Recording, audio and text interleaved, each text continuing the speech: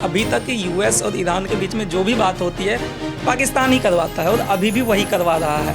तो अभी बस एक नैरेटिव पुट करने का कोशिश किया जा रहा है कि पाकिस्तान ने वॉर रुकवाया, जबकि ऐसा नहीं लगता है। ईरान के जितने भी ऑफिसर्स हैं उनके बयान देख के ऐसा नहीं लगता है कि ईरान को यूएस के ऊपर या इजराइल के ऊपर पूरा भरोसा है। खिसियाई बिल्ली माथा नोचे वाला हाल हो रखा है ट्रंप का, तो वो अपने कुछ भी हो ट्रूथ सोशल पे डाल देते हैं कि आज ये हो गया, आज बम डाल देंगे, आज सीज फायर कर देंगे। मुझे नहीं लगता है कि सीज फायर ज़्यादा दिन तक चलेगा, जैसा गाजा के टाइम हुआ था। गाजा इजराइल ने भी बोला सीज फायर हो गया, जबकि नहीं हुआ था। तो अभी नहीं लगता कि सीज फायर होगा अच्छे से, जब तक ईरान का बात नहीं माना जाए। यूक्रेन और रसिया में जो वॉर चल रहा है उसमें रसिया जो है ईरान से अपना ड्रोन खरीद रही है।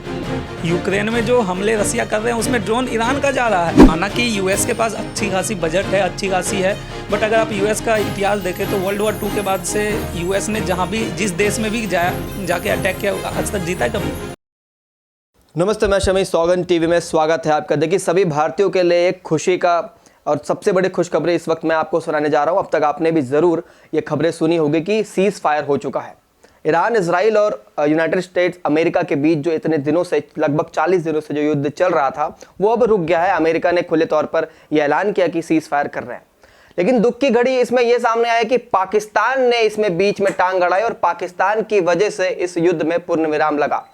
तो अब ये कहीं ना कहीं सभी भारतीयों के लिए बड़े शर्म की बात है कि भैया पाकिस्तान की इतनी औकात कैसे हो गई कि वो इन बड़े बड़े देशों के बीच जो युद्ध चल रहा है इतने दिनों से, वो रुकवा दिया।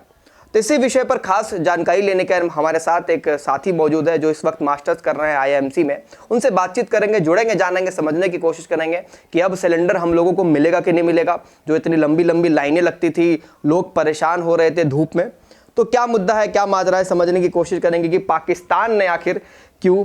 देखिए राहुल भाई, सबसे आज खुशी का भी दिन है और बड़ा बुरा भी लगा कि पाकिस्तान की इतनी हिम्मत हो गई कि पाकिस्तान रुकवाया अमेरिका और ईरान के बीच युद्ध। तो क्या है ये? देखिए, जहाँ तक मैं जानता हूँ कि पाकिस्तान ने वॉर नहीं रुकवाई। ये जिन लोग को नहीं पता है वही बस बोल रहे हैं कि पाकिस्तान का बस ये हाल है कि वो बेगानी शादी में अब्दुल्ला दीवाना वाला, तो पाकिस्तान वही है। क्योंकि अगर आप पहले देखें कि यूएस में ईरान की एम्बेसी नहीं रहती है। ईरान की एम्बेसी जो है पाकिस्तान के एम्बेसी के अंदर ही ईरान ने एक अपना चैम्बर बना रखा है, उसके थ्रू बात होती है यूएस और ईरान के बीच में। तो 1989 से लेके अभी तक यूएस और ईरान के बीच में जो भी बात होती है पाकिस्तान ही करवाता है और अभी भी वही करवा रहा है। तो अभी बस एक नैरेटिव पुट करने का कोशिश किया जा रहा है कि पाकिस्तान ने वॉर रुकवाया, जबकि ऐसा नहीं है। और ईरान भी अभी इसमें जैसा उसने 10 पॉइंटर्स डाले हैं कि अगर ये फुलफिल होंगे तभी वॉर रुकेगी, वरना नहीं रुकेगी। तो ईरान ने कुछ शर्तें रखी है, वो शर्तें मानी जाएगी तो उसके बाद ईरान भी अपने साइड से पूर्ण विराम लगा देगा। लेकिन ऐसा नहीं लगता है। ईरान के जितने भी ऑफिसर्स हैं उनके बयान देख के ऐसा नहीं लगता है कि ईरान को यूएस के ऊपर या इजराइल के ऊपर पूरा भरोसा है, और वो कर भी नहीं रहे हैं। क्योंकि उनका सीधा मानना है कि अगर गलती से थोड़ी से भी मिलिट्री ट्रांसपोर्ट इधर उधर हुआ, मूवमेंट हुआ, तो ईरान फिर से अटैक करेगी गल्फ कंट्री पे। तो सीज फायर, वो अभी खिसियाई बिल्ली माथा नोचे वाला हाल हो रखा है ट्रंप का, तो वो अपने कुछ भी हो ट्रूथ सोशल पे डाल देते हैं कि आज ये हो गया, आज बम डाल देंगे, आज सीज फायर कर देंगे। तो ऐसा नहीं है। सीज फायर, मुझे नहीं लगता है कि सीज फायर ज़्यादा दिन तक चलेगा, जैसा गाजा के टाइम हुआ था। गाजा इजराइल ने भी बोला सीज फायर हो गया, जबकि नहीं हुआ था। तो अभी नहीं लगता कि सीज फायर होगा अच्छे से, जब तक ईरान का बात नहीं माना जाएगा। राहुल जी, देखिए, ये युद्ध लगभग 40 दिन चला, लेकिन जिन लोगों को ये लगता था कि यूनाइटेड स्टेट्स ऑफ अमेरिका सबसे स्ट्रॉन्गेस्ट कंट्री है, वहाँ के प्रेसिडेंट सबसे स्ट्रॉन्गेस्ट है, वहाँ की डिफेंस, वहाँ के मिसाइलें, आर्म्स, सब कुछ बहुत ज़्यादा स्ट्रॉन्ग है।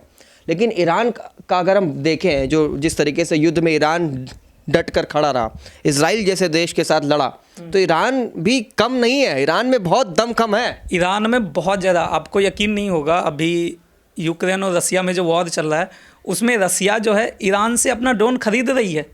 यूक्रेन में जो हमले रसिया कर रहे हैं उसमें ड्रोन ईरान का जा रहा है। तो ईरान भी, माना कि यूएस के पास अच्छी खासी बजट है, अच्छी खासी है, बट अगर आप यूएस का इतिहास देखें तो वर्ल्ड वॉर 2 के बाद से यूएस ने जहाँ भी जिस देश में भी जाके अटैक किया आज तक जीता है कभी नहीं। अफगानिस्तान ले लीजिए, यूएस जीता नहीं, वापस आया। वियतनाम जीता नहीं, जीता वापस आया। अभी ईरान गया, जीता नहीं, जीता। तो एक बोलते हैं ना कि ताकतवर है, बोल दो कि हाँ जीतेगा ही जीतेगा, बट ऐसा होता नहीं है। और ईरान के पास भर भर के बैलिस्टिक मिसाइल और ईरान की जो टेक्नोलॉजी है वो भर भर के ड्रोन कैपेबिलिटी हद से ज़्यादा है ईरान के पास। ईरान के पास अभी बहुत सारे डाटा आ रहे हैं, उसमें ये पता चल रहा है कि ईरान ने अंडरग्राउंड में अभी भी कम से कम 40 दिन तक चल सके इतना मिसाइल्स और इतने ड्रोन्स को उन्होंने स्टोर करके रखे हैं और 40 दिन तक मैन्युफैक्चरिंग करते रहेंगे। ये तो हो गई चलिए युद्ध की बात। अब आते हैं आम जनता के मुद्दे पर। गैस सिलेंडर, लोगों को युद्ध से कोई मतलब नहीं है। युद्ध चलता रहे, ईरान इजराइल को पीटता रहे, इजराइल ईरान को पीटता रहे, इस बीच में अमेरिका पगलाता रहे, ट्रम्प बयानबाजी करता रहे। आम जनता को चाहिए कि भैया हमें सिलेंडर मिलेगा कि नहीं मिलेगा। 120-30 रुपये जो किलो मिल रहा था वो 400 रुपये पहुँच गया, वो फिर से वापस उस दाम पर आएगा कि नहीं आएगा? वापस उस दाम पे आने में थोड़ा टाइम लगेगा। अभी इंडियन गवर्नमेंट ने एक स्टेट ऑफ हॉर्मुज के साथ ही एक नए रास्ते को खोजा है, जो कि यूएई का जो इंटरनेशनल बॉर्डर है, मैरीटाइम बॉर्डर है, उसके थ्रू ओमान में इंटर करेगी, इंटरनेशनल बॉर्डर में, उसके थ्रू इंडियन ओशियन में, पैसिफिक रीजन में आएगी इंडियन की जितनी। अभी पिछले कुछ दिनों में 8 टैंकर आ चुकी हैं इंडिया की। तो दाम मुझे नहीं लगता कि भी तुरंत बढ़ जाएगी, क्योंकि गवर्नमेंट इस पे काम कर रही है। लेकिन हाँ ये है कि लॉन्ग टर्म में देखें तो अगर एक बार दाम बढ़ा तो बढ़ा ही रह जाएगा, घटने का नाम नहीं लेगा। लेकिन ये है कि अभी शॉर्ट टाइम के लिए नहीं बढ़ रहा है, जब तक इलेक्शन है इंडिया में। तो इलेक्शन के बाद थोड़ी सी बढ़ेगी, लेकिन इतना भी नहीं है कि बहुत ज़्यादा बढ़ेगी। हाँ लेकिन गैस का मार बहुत ज़्यादा। मैं भी खुद पहले गैस पे खाना बनाता था, अभी इंडक्शन खरीद लिया हूँ मजबूरी में, क्योंकि बिजली बिल डाल सकता हूँ इतना कि हाँ चलो महीने में 200-300 बिजली बिल दे सकता हूँ। लेकिन गैस 300 रुपये किलो, 400 रुपये, 500, बहुत जगह आपको यकीन होगा 600 रुपये किलो गैस मिल रही है। यहाँ पे लोग अब क्या खाए, हम लोग स्टूडेंट क्या खाए, मतलब गैस 600 रुपये किलो कहाँ से भरवा पाएंगे। तो गैस अभी बहुत ज़्यादा महंगी है। इसमें बहुत सारे रीज़न है, कालाबाजारी भी हो रखी है, तो इसमें बहुत सारे आयाम हैं। आप देख रहे हैं सौगंध टीवी, सौगंध वतन की।